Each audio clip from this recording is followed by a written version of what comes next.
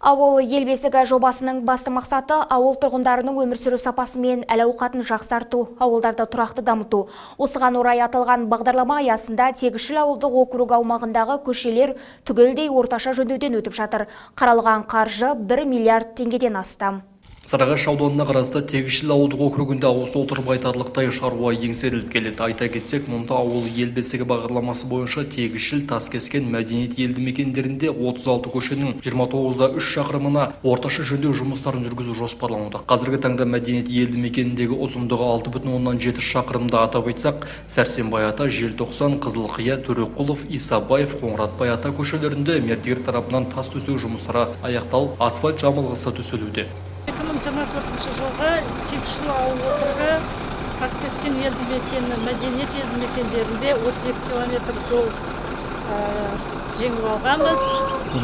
Қазір сол жолдың 7 километр асфальт төселіп қойды.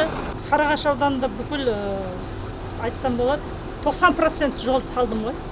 Осы күнге дейін. Арыз шағым болған жоқ арттарыңыздан? Жоқ, ешқандай арыз шағым ондай ешнәрсе болған жоқ. Бәрі сапалы. Кепілдік мерзімі қанша бұл жолдың? 3 жыл. 2 жыл, біз 1 жыл қосып 3 жыл беріп жатырмыз. Бұл жаңашылдыққа қаншама жылдан бері лай топырақтан құтылған тұрғындар қатты қуанып жүр.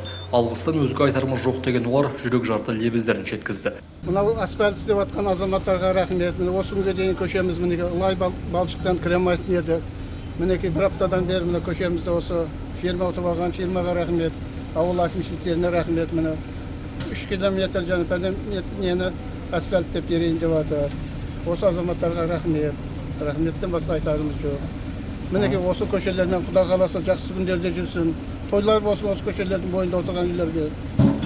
Рахмет. Жоғарыда атап өткендей аталған жобаға 1 миллиардтан астам қаржы қаралған екен. Негізінде жұмысты тапсыру мерзімі ағымдағы жылдың желтоқсан айы біткенге дейін. Десе де шаруаны ерте бітіреміз деп межелеп отырмыз дейді округ әкімі. Ауылым ел бесігі бойынша Тегішіл ауыл округіне қарасты 3 елді мекеннің 36 көшесі еніп отыр.